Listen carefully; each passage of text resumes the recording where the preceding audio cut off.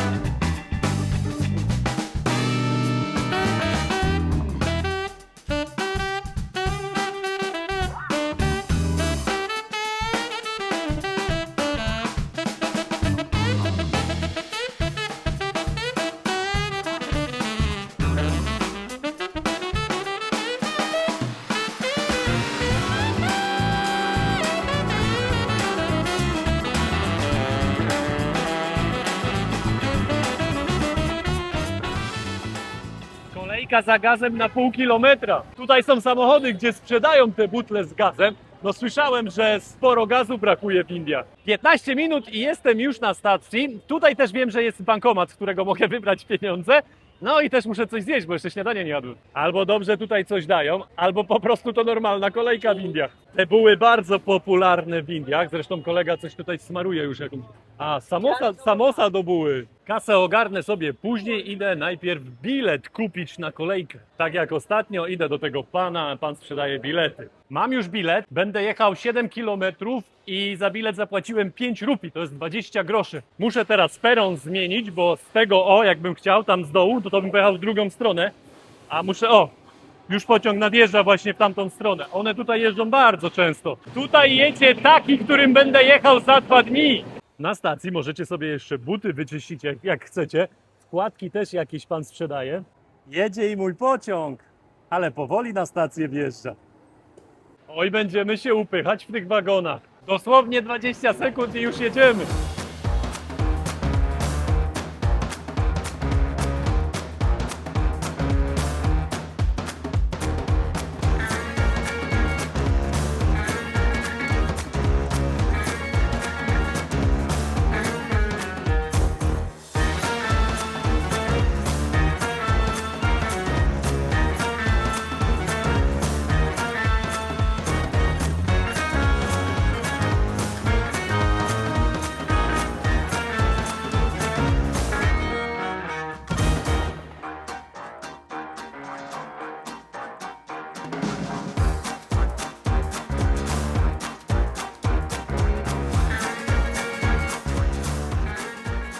Jest i moja stacja. Nie ma sporo ludzi, więc nie będzie trzeba się pchać. A, pan już mnie wygania tutaj, że już powinienem skakać. Dobre jaja. Mam teraz do przejścia jeszcze z jakiś kilometr, ale ze mnie to się leje. Idę sobie chodnikiem i patrzymy, co to za koło się kręci. Pytam pana, o co chodzi. A pan mówi, że ostrzy nożyczki, noże, jak ktoś chce. Gazu im brakuje, ale prądu chyba nie, bo to cały czas chodzi. Wszedłem w jakąś wąską uliczkę i zobaczcie, to jest po prostu niesamowite. Biznes koło biznesu. Nikt nikomu nie przeszkadza, często są podobne produkty, każdy jakieś pieniądze zarabia. Te pieniądze, które ludzie tutaj zostawiają, one są rozproszone po małych biznesach. U nas znowu to moim zdaniem jest taki problem, że tutaj co mamy? Kuski.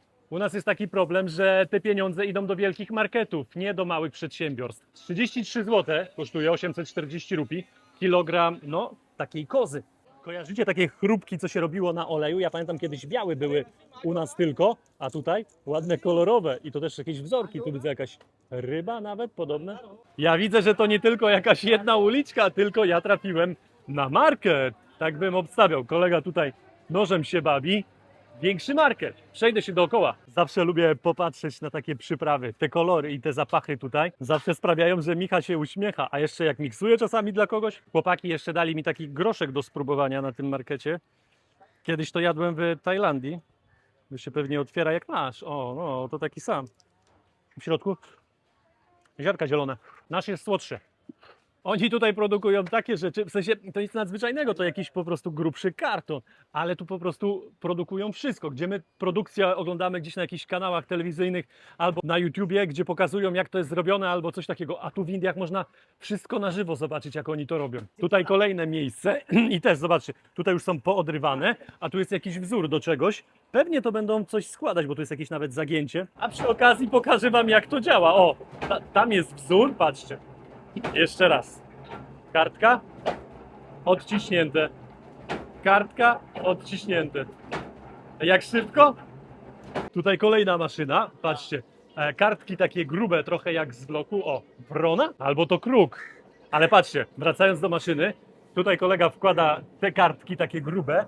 To idzie przez jakiś klej, tak mi się wydaje, i on to od razu nakleja. To jest też dobre. Patrzcie, ile tutaj koloru czerwonego, takiego intensywnego koloru. Papryczki się suszą. Tutaj wygląda, że to są inne jakieś papryczki, a to, nie wiem, czy to nie kurkuma. Nie, kurkuma ma inny kolor, chyba że to jest ta kurkuma z innego koloru. Oni tutaj mieszkają, ale oczywiście gdzieś te śmieci też muszą wyrzucać, więc mają zrobione no, takie małe wysypisko obok domów. A te butelki, patrzcie, to lubią sobie tutaj strzelić, bo takie prostokątne, podłużne butelki to jest whisky. Pójście na tą betonozę, nie podoba mi się to za bardzo, bo to jest tak, oni nie wiem dlaczego robią białe te budynki, a te budynki po kilku latach robią się właśnie takie czarne i to brzydko wygląda. Można by było tu jakiś inny kolor rzucać. Po drodze są jakieś restauracje i też mają już ugotowane jedzenie, więc po prostu pewnie wybieracie sobie i nakładają wam na talerzyki. Pan tutaj sprzedaje jeszcze jakieś ryby, ale co to za ryby? W ogóle głowy nawet nie widać tej ryby. Tutaj widzę kolega 100 kg ryżu na plecy zarzucił i niesie. Tutaj kolejny. Kolega mnie tutaj jeszcze zaprasza do mięsnego. Co my tu mamy? Też jakieś ciemne mięso, więc może jakaś wołowina, ale tutaj wołowinę to nie widziałem, żeby sprzedawali. Ale jakie noże używa, patrzcie, to widać, że one są zrobione jakby gdzieś tutaj u sąsiada. Teraz widzę, że jest cały samochód do rozładowania tego ryżu. Po 2 wory noszą, tak jak już wam pokazywałem. No, jeszcze mniej niż pół zostało. Ale też nie tylko ryż, też jeszcze coś tutaj innego sprzedają, raczej noszą.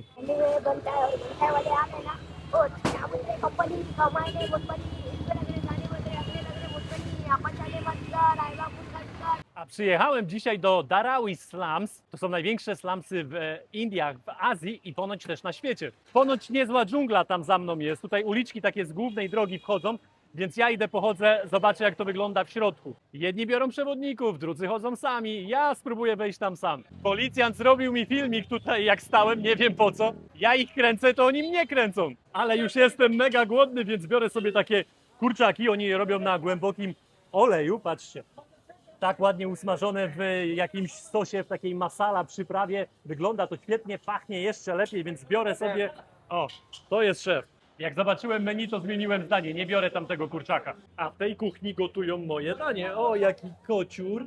Ładny jesteś, kocie. O, a chłopaki, o, proszę, gotują tam gdzieś moje kary. A tutaj, gdzie jest ten piec? Piec tandoori. Tu będzie mój nan pieczony. Gdzieś tutaj pewnie. Ale to pewnie gorące. A, to nie, to kolega ma jakąś szmatę.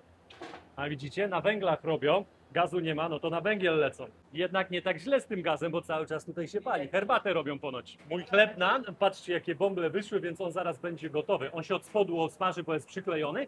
No i tutaj od tych węgli też mój chleb nan już gotowy, ale on będzie jeszcze masłem posmarowany. Widzę, że kolega tutaj masła to nie żałuje na tego placka. Teraz było szybkie cięcie. Tak wygląda mój zestaw za 190 rupii, czyli no powiedzmy 7,50 wychodzi. Jak we francuskiej restauracji kolega jeszcze mi na talerz nakłada. Show na kuchni było fajne, ładne, to wszystko wygląda pięknie, ale najważniejsze wiadomo smak. Ale ten placek, kurczę, prosto z pieca. sam w sobie rewelacja. Na sosach butter chicken to akurat się znam, bo dość często jadam. Kurna, dobry.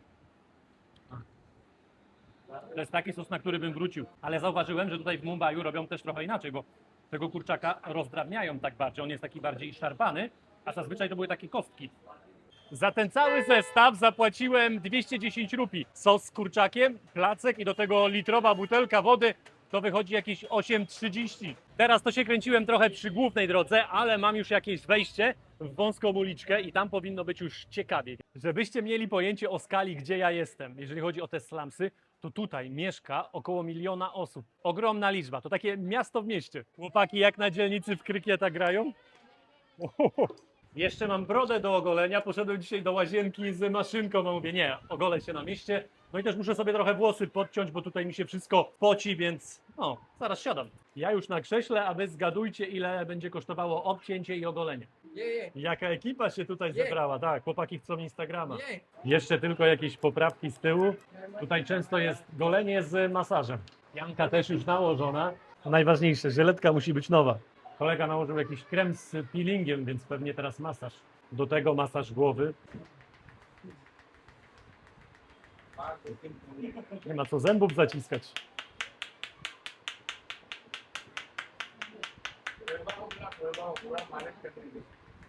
Do tego masaż karku. To już kolejna osoba, która ma tutaj w tym miejscu iPhone'a. Zaraz wam coś opowiem. Te wszystkie rzeczy, obcięcie, golenie, podcięcie wąsa, masaż twarzy, masaż głowy, masaż pleców, wszystko kosztowało mnie 120 rupii, czyli 4,70 złotówka. Tak jak myślałem, czym dalej w las, tym robi się ciekawiej. O, a to co tutaj jest?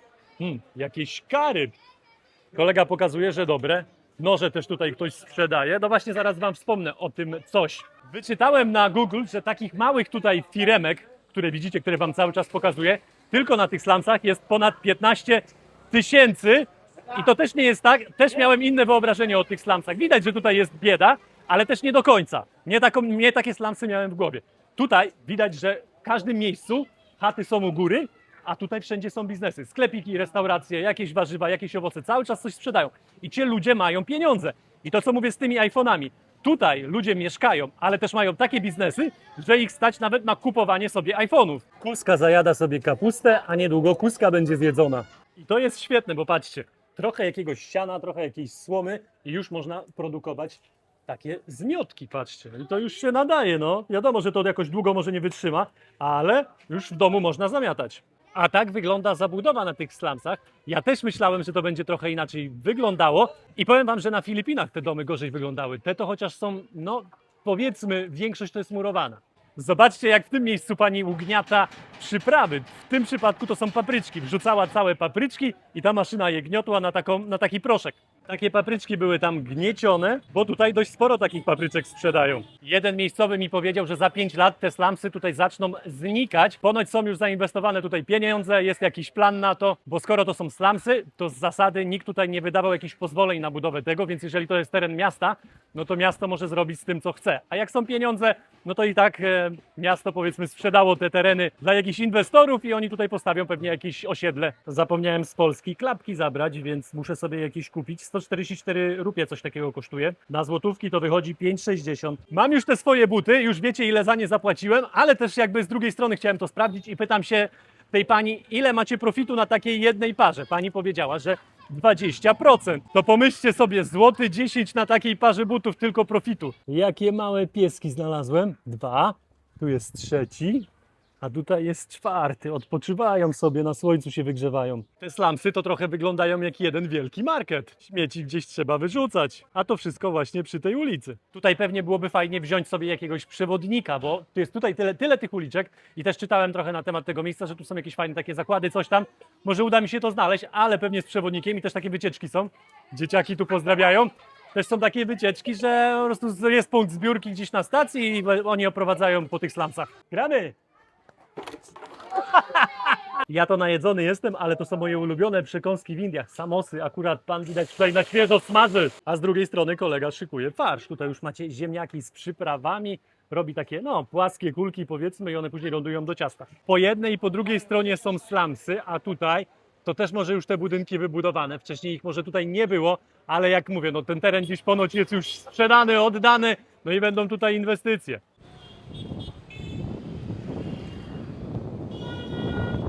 Ostatnio zbyt dobrze mi nie poszło z tym krykietem, ale chłopaki mnie tutaj wołają.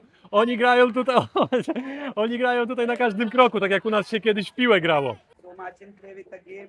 Let's go! The Johnson ball. Hi! Oh! 1-0? Once more, once more. Very good shot. Thank you.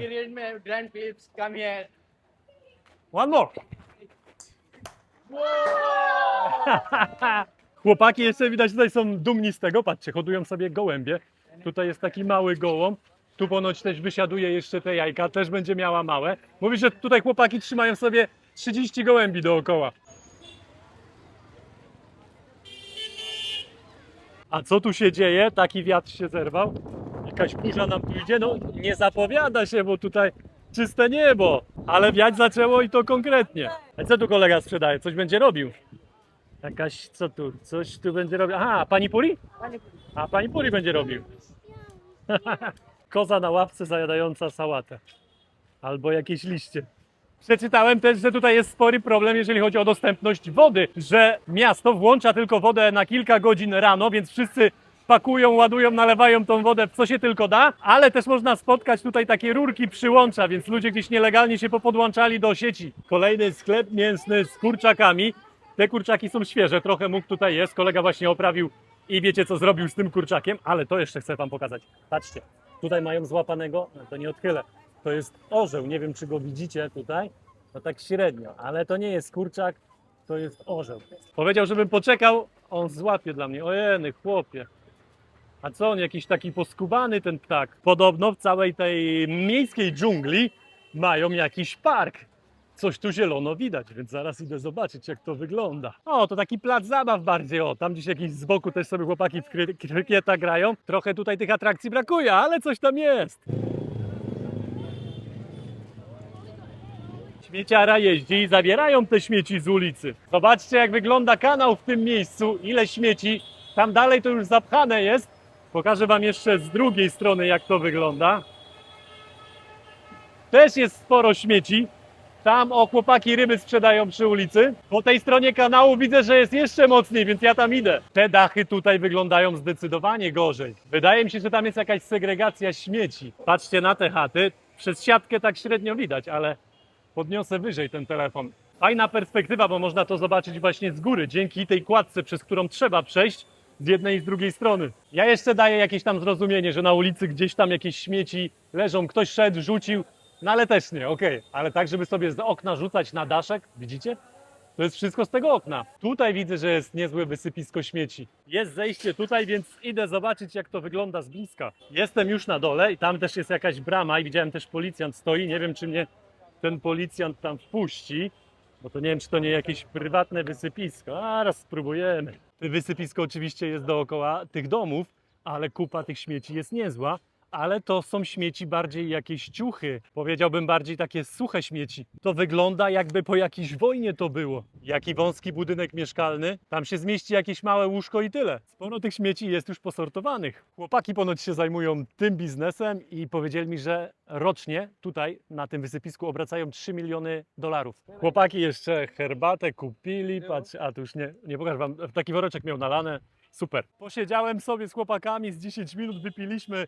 W sumie to była kawa, nie herbata i idę dalej zwiedzać. Kojarzycie jak byłem w Kolkacie i taki roll sprzedawali z kurczakiem, z warzywami, różne były? No to tutaj robią podobne. Takich kolorów to ja jeszcze nie widziałem. Wygląda jak wojsko indyjskie. To jest dopiero przerąbane. Zobaczcie jaki wózek inwalidzki ktoś sobie zrobił i klapki na ręce, żeby się odpychać. Tutaj widać jakie te domy są stare, porozwalane, pozbijane też z jakiejś blachy, sztukowane. Widzicie tutaj kilka rodzajów blach. Pokażę wam jeszcze osiedle jak tutaj wygląda. To są bloki, też są obrusztowane, jak można tak to powiedzieć. Rusztowanie postawione, jakiś remont.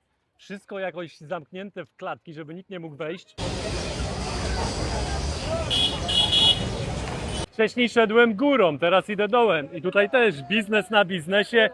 Takie biznesy też właśnie pan widzę sprzedaje. Banany, restauracje, knajpeczki, sklepy, jakieś apteki. tam też barber. Na zachodzie wymyślają miasta 15-minutowe, a moim zdaniem w Indiach już je mają. Tutaj jest wszystko, w obrębie 15 minut dostaniecie wszystko. Przechodzę znowu obok tej rzeki i powiem wam, że nieźle z niej wali. Idę zobaczyć te ryby, które wam pokazywałem z góry. Ej, no wyglądają na świeże ryby, no w końcu jesteśmy nad morzem. Co tu się dzieje, żeby się dostać na drugą stronę ulicy? Kładka jest, ale ludzie mają to gdzieś, nie chodzą kładką, wolą po ulicy, szybciej jest. Bo na kładkę jest wejście daleko. To jest ten sam kanał, który wam pokazywałem wcześniej i on tutaj dalej jest jeszcze bardziej zapchany. No i spójrzcie, ta woda tam jest, ta woda tam płynie pod spodem, tylko że jej nie widać teraz, jest tyle śmieci tu nawalonych. Chodzę jeszcze raz, można powiedzieć, na tą dzielnicę, gdzie byłem na początku, tylko od innej strony. Spójrzcie, jak ktoś fajnie sobie nazwał masarnię, tutaj gdzie kurczaki ubija. Chicken Paradise. Powiem wam, że ktoś kreatywny. Tutaj widzę, jakaś impreza się szykuje, porozstawione. Ale tu jest dzieciaku.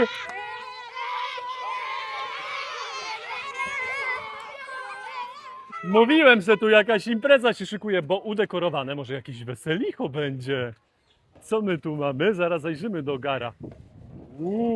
Ładnie to wygląda. To jest biryani. Czasami jadam też te biryani, to jest ryż, akurat to jest warzywne. To nie jedna imprezka tutaj na dzielni, słyszę muzykę porozstawiane.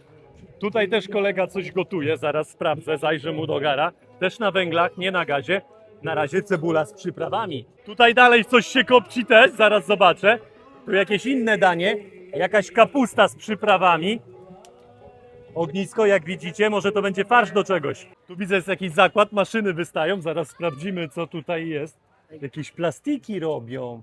Folia jakaś, patrzcie, taka gruba folia. Z jakimś jeszcze krajem mi się kojarzą te bloki, ale teraz nie mogę sobie przypomnieć. Teraz trochę można zobaczyć, jak ludzie sobie żyją, bo tak to było widać, jakieś biznesy, a tutaj po prostu coś robią wokoło swoich domów. Pewnie wodę w te beczki sobie nalewają, to co wam wspomniałem, że tylko kilka godzin dziennie ta woda jest. Zwróćcie uwagę, jak wąskie te pokoje muszą być w środku. One są na szerokość okna, albo maksymalnie jeszcze z jakieś 30 cm z jednej i z drugiej strony. Zamawiam sobie jeszcze kawę. Pan mówi, że to nie jest Nescafe, ale już widzę, że może nie Nescafe, ale inna nazwa. Do tego będzie świeżo gotowane mleko. Cały czas tu stoi podgrzane. I już gotowa. Powiedziałem, żeby mi cukru pan nie dawał, bo tutaj z automatu jest cukier. Ta kawa to nie jest najlepszy pomysł, bo jest gorąca.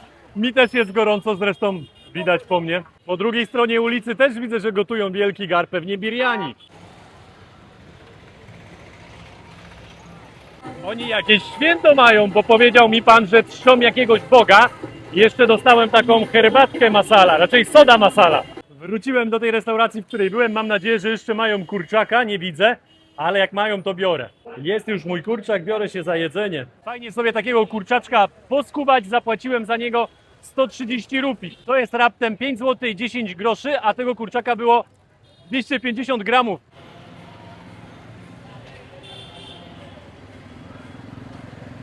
Wracam powoli już na stację i coś czuję, że to będą te godziny, gdzie na stacjach będą tłumy. Wygląda na to, że oni dzisiaj będą coś świętować. O, patrzcie, jakie byki jeszcze nasrały tutaj na drogę.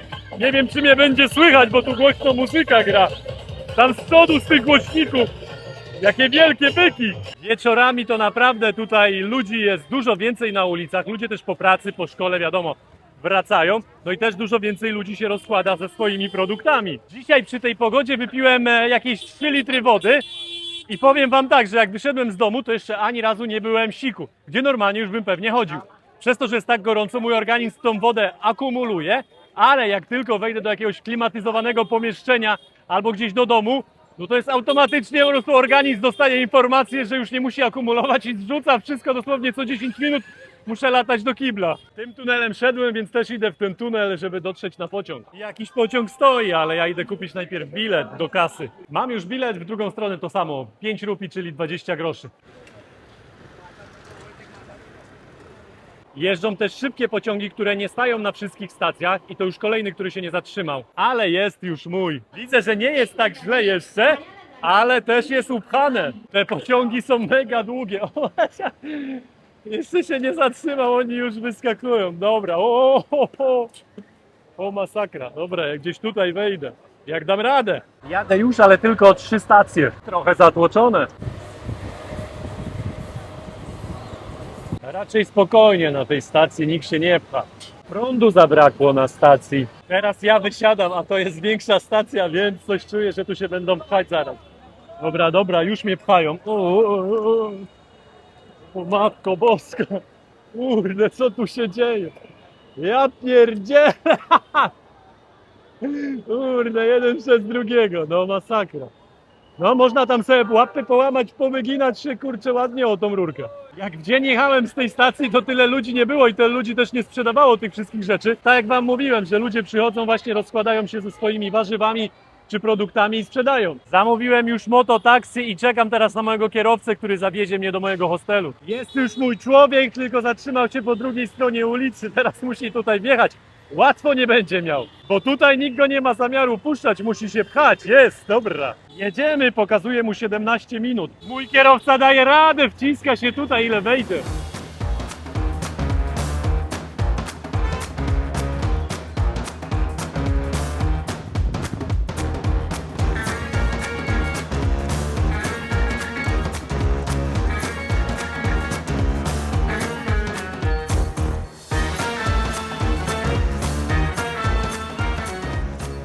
Jestem już w swoim hotelu. O, chłopaki tutaj pracują w tym hotelu.